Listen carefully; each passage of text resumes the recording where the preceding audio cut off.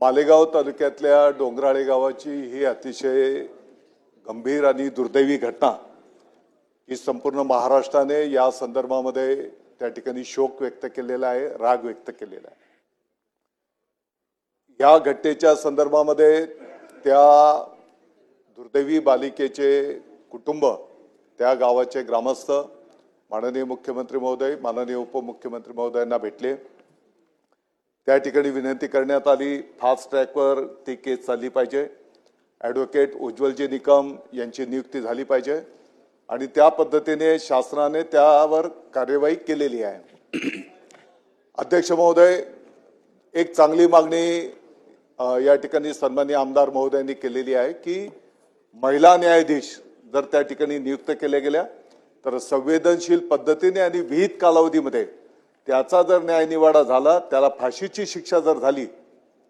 तर संपूर्ण महाराष्ट्रामध्ये एक चांगला मेसेज, एक धाक त्या ठिकाणी निर्माण होऊ शकणार आहे। आज सभागृहामध्ये दोन्ही सन्माननीय उपमुख्यमंत्री महोदय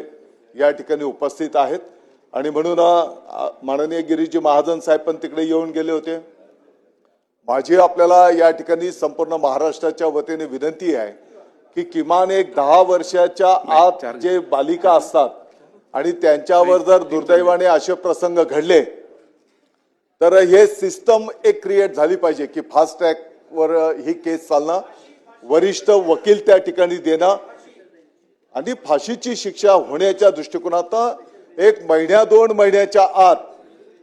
एक स्पेशल बेंच संपूर्ण राज्यामध्ये जर या संदर्भात निर्माण झालं आणि असा कायदा जर आपण केला तर खऱ्या अर्थाने त्या बालिकेला न्याय मिळू शकेल। आणि मला वाटतं की हे शेवटचं बलिदान त्या बालिकेचं ते ठरावं। या दृष्टिकोनातून दोन्ही सन्माननीय उपमुख्यमंत्री महोदय सभागृहामध्ये या ठिकाणी आहेत, तर या संदर्भातला निर्णय कायदा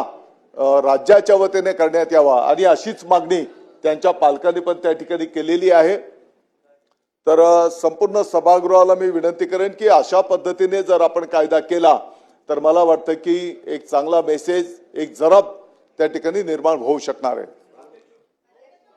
सभागृहातल्या अनेक सदस्यांनी आपल्या भावना व्यक्त केलेल्या आहेत आणि गेल्या काही काळामध्ये